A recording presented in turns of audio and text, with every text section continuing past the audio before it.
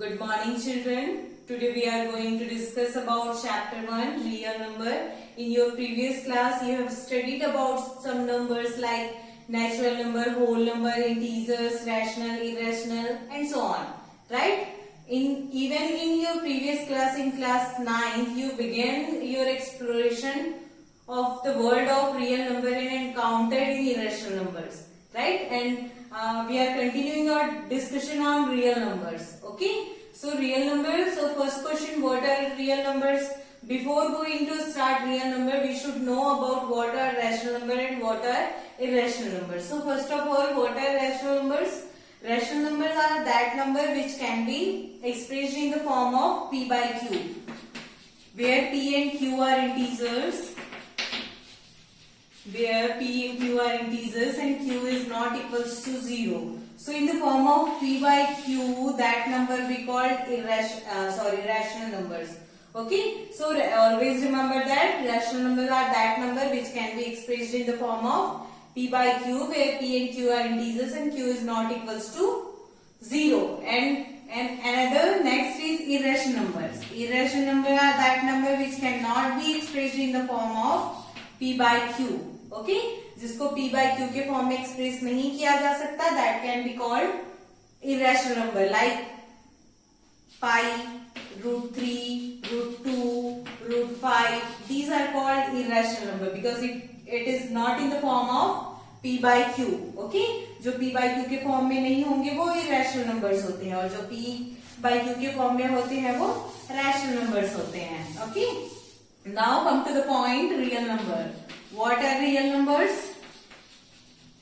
So real number is the combination of rational number and irrational number. Suppose that it is a real number. Okay, ये आपका real number show कर रहा है. It means it contains rational numbers and irrational numbers. Okay, so rational number and irrational number का जो combination होगा वो आपका क्या होगा? Real number है. It can be denoted by capital R. Okay, तो रैशनल नंबर और इरेशनल नंबर का जो कॉम्बिनेशन होता है वो रियल नंबर होता है. But in this chapter we are going to discuss about two points. That is first point is algorithm. Algorithm है Euclid division algorithm, and second है एक फंडामेंटल थ्योरम है. Okay, so first of all you should know about algorithm. What is the meaning of algorithm? Algorithm and lemma, यहाँ पे 2 points होंगे. Algorithm and lemma. So what is the basic difference between lemma and algorithm? So algorithm is a steps. Okay, ये क्या होगा? ये एक step होगा, मतलब कुछ स्टेप्स होते हैं जो डिफाइंड है, डिफाइंड स्टेप्स है. फॉर एग्जाम्पल, आप जब डिवाइड करते हो, जैसे आप डिवाइड कर रहे हो 10 को 2 से, ठीक है, 10 को 2 से डिवाइड करने. सो यू नो ना कि आपको क्या क्या स्टेप्स फॉलो करने हैं.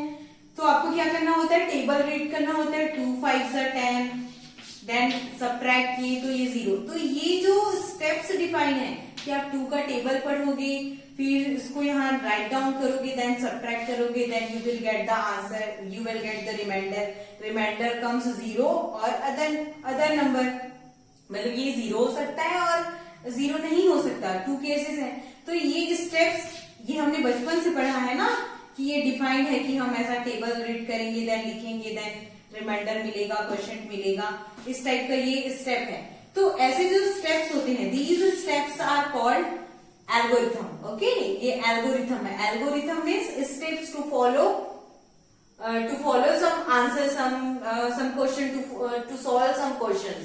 ओके, ये हो जाएंगे एल्गोरिथम. एंड लेमा क्या होते हैं? ये होता है प्रूवन स्टेटमेंट होता है. ठीक है, ये क्या है? लेमा एक प्रूवन स्टेटमेंट है जिसको किसी और जो कोई दूसरा क्वेश्चन होगा उसको प्रूव करने के लिए यूज किया जाएगा. ठीक है, तो ये समझ आया एल्गोरिथम एंड लेमा में क्या डिफरेंस है. Algorithm is a defined steps and lemma is a proven statement. Okay, algorithm, ये Euclid division algorithm. What is Euclid division algorithm? So algorithm means steps, division में डिवीजन. और Euclid ये एक scientist थे जिसके नेम पे जिन्होंने ये एल्गोरिथम दिया और जिन्होंने ये लेमा दिया, तो उनके नेम पे Euclid division algorithm and Euclid division lemma है. So the word algorithm stated that the Euclid division algorithm state that if a number a is divided by another number b, if a number a is divided by another number b, then it leaves a remainder r. Okay, it leaves a remainder r which is less than, the remainder is less than what, जिससे आप divide करोगे, less than b. Okay, जब आप कोई भी number को a is a number, a को आप b से डिवाइड कर रहे हो, तो आपको क्या मिलेगा, एक रिमाइंडर मिलेगा, और ये जो रिमाइंडर होगा वो लेस देन b होगा, मतलब जिससे आप डिवाइड कर रहे हो. देखो कैसे होगा. For example if I divide 7 by 2, okay, 7 को मैं 2 से डिवाइड कर रही हूँ, तो सो 2 3 6, रिमाइंडर क्या बचा, 1 बचा. ठीक है. सो अगर मैं इसको ये एल्गोरिथम के फॉर्म में लिखना चाहूं तो कैसे लिखूंगी, यहाँ पे a क्या हो गया, 2 हो गया. ठीक है, सॉरी, a हो गया 7 और b हो गया 2 और रिमाइंडर कितना है, यहाँ पे 1 है. ठीक है. तो क्या एल्गोरिथम क्या कहता है, Euclid division algorithm, if a number a is divided by another number b, then it leaves a remainder r which is less than b. So here r is 1. Okay, r is 1, r equals to 1, so 1 is less than 2, right? 1 is less than 2, 1 is less than 2 ना, और 2 किसकी value है, b की value है. तो यही statement था Euclid division algorithm का, that if a number a is divided by another number b, then it leaves a remainder r which is less than b. ठीक है. तो आप इसको कैसे लिख सकते हो, इसका अनदर फॉर्म होता है जो कि लेमा होता है. तो लेमा क्या कहता है, ये तो हो गया एल्गोरिथम, अब मैं इसको चेंज कर दूं, ये हो जाएगा लेमा. और ये जो जितने भी ये स्टेटमेंट है, ये एल्गोरिथम है और ये लेमा है, वो पॉजिटिव इंटीजर्स के लिए है. ठीक है. सो यहाँ पे a भी पॉजिटिव इंटीजर होगा, b भी पॉजिटिव इंटीजर होगा और r भी पॉजिटिव इंटीजर होगा. So according to this lemma, Euclid division lemma, if a is any number and a is divided by another number b, okay, then it leaves a remainder r, bq plus r, where r is less than b, okay, and greater than 0, greater than or equals to 0. ये होता है Euclid division lemma. It means आपने ये division rule पढ़ा है. Division rule क्या होता है, जैसे ये देखो, ये डिवाइड कर रहे हैं, जैसे 7 को मैंने 2 से डिवाइड किया था, 2 3 6, रिमाइंडर 1 बचा, तो 2 is called divisor and this one is quotient and this one is dividend, है ना, ये डिविडेंड होता है एंड दिस इज रिमाइंडर. तो according to division rule, division rule क्या होता है, जो डिविडेंड होता है, डिविडेंड है, ये होता है ना, dividend is equals to divisor into quotient होता है, क्वोशिएंट प्लस रिमाइंडर, ये है, इसी का ये फॉर्म होता है, ये लेमा. ये जो लेमा होता है बस इसी का एक अनदर फॉर्म है. इसमें कैसे है, देखो यहाँ पे a हो गया, a है वो डिवाइजर है, ओके, ये डिवाइजर है a, और ये जो b है, b क्या है, सॉरी, a इज डिविडेंड ना, a इज डिविडेंड और b जो है आपका डिवाइजर है, और q जो है वो क्वोशिएंट है और r आपका रिमाइंडर है. तो सिंपल है कि ये एक डिवीजन रूल जो होता है, जो आपने बचपन में पढ़ा है, आपने क्लास 3rd से ये पढ़ना स्टार्ट किया है, क्लास 2, 3, 4 और आगे क्लासेस में आपने पढ़ा है, कि अगर आप कोई नंबर a को b से डिवाइड कर रहे हो, ठीक है, a को b से डिवाइड कर रहे हो, तो आपको कोई क्वोशिएंट मिलेगा, है ना, जो आंसर मिलेगा क्वोशिएंट, और कोई रिमाइंडर मिलेगा. तो हो सकता है ये जो रिमाइंडर होगा या तो 0 होगा या फिर कोई नंबर होगा, बट अगर कोई नंबर होगा तो वो हमेशा लेस देन b होगा, जैसे कि हमने इससे पहले देखा. तो यही है कि if a number a is divided by another number b, then it leaves a remainder r which is lies between 0 and b. It means r is greater than 0, greater than or equals to 0 और less than b.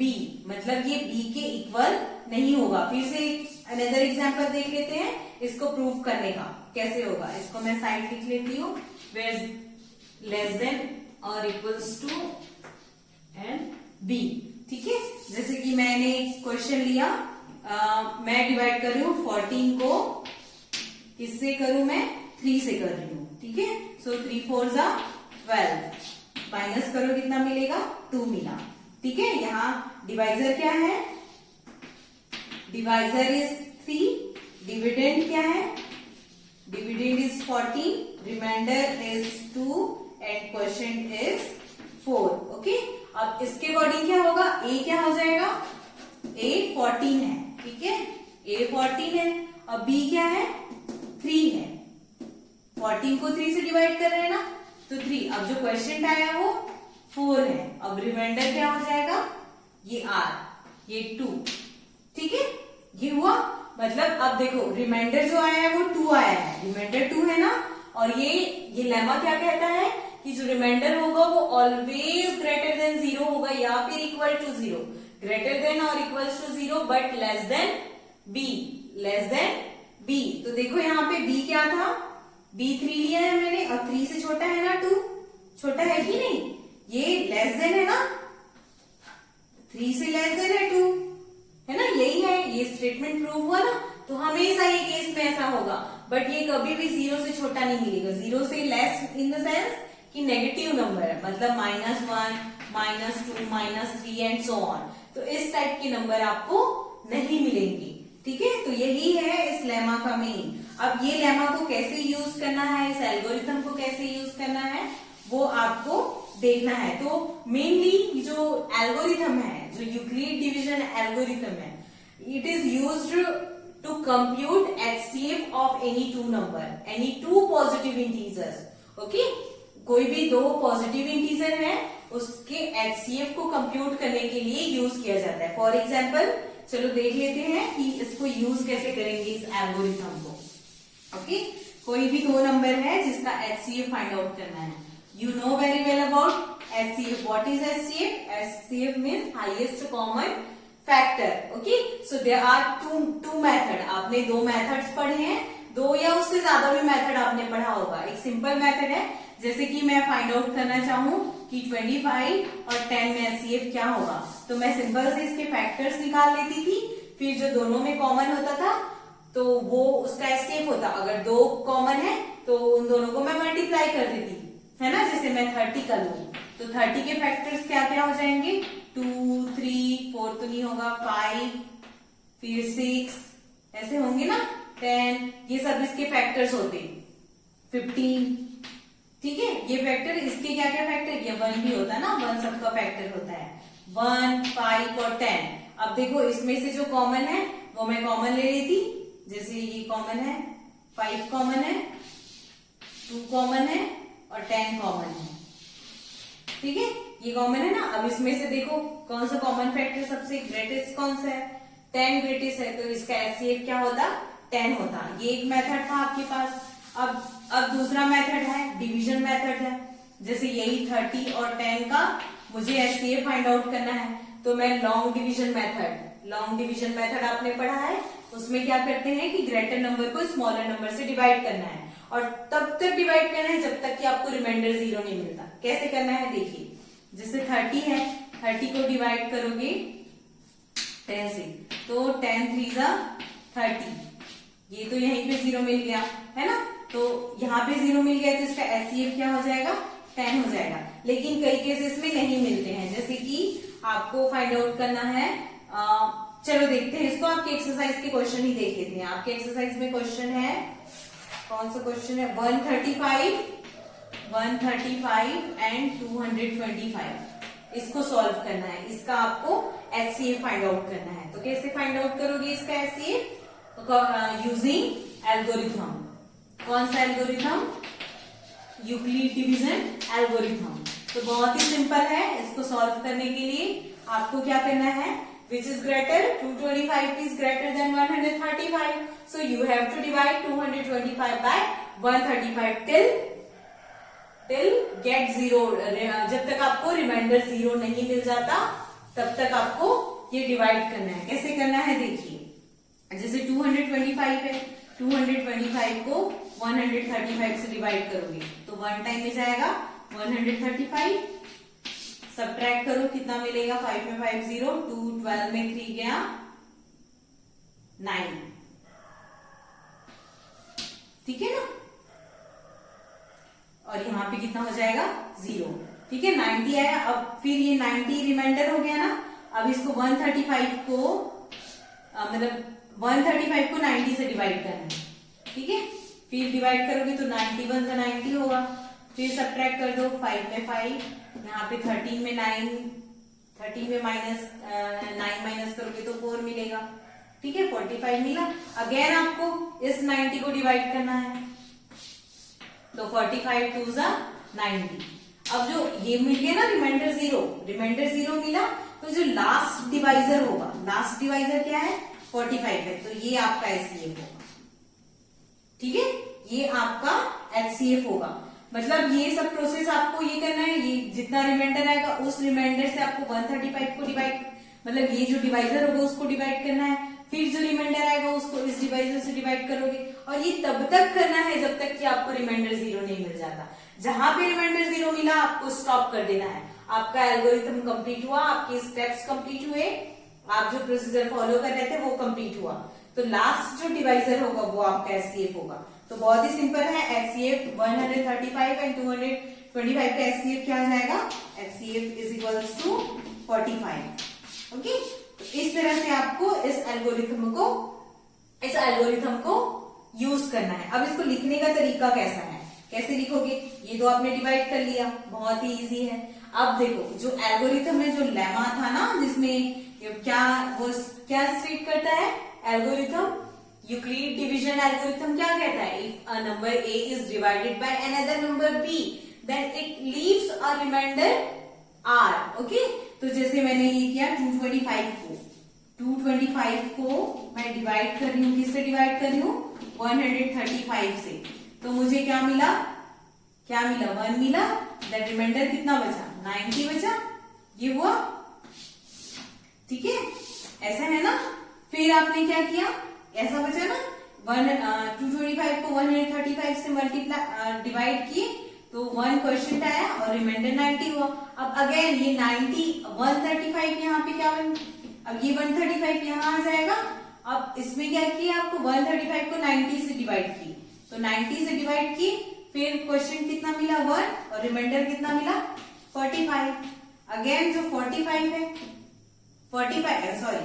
90 आपका बन गया divided, ये हो गया ना 90 जो है आपका डिविडेंड हो गया, और उसको किससे डिवाइजर क्या हो गया 45 को आप डिवाइड कर रहे हो किससे 90 को डिवाइड कर रहे हो 45 से, तो कितना आएगा 45 2 जा 90 एंड रिमाइंडर 0. तो यहीं पे हो गया एचसीएफ क्या मिल जाएगा, एचसीएफ इज इक्वल्स टू 45. ठीक है, तो ये मेथड है इसको लिखने का. तो इसको आप साइड में कर लेना, ये आपके इजी ऐसे सॉल्व कर ली. अब इसके बाद इसको देख के ये आपको लिखना है ऐसा. ठीक है, तो ये आपका एल्गोरिथम है. Okay, algorithm. ठीक है, ये क्लियर है. आपके जो क्वेश्चन है एक्सरसाइज में क्वेश्चन है जो यूजिंग यूक्लिड डिवीजन एल्गोरिथम आपको ऐसे ही सॉल्व करने हैं.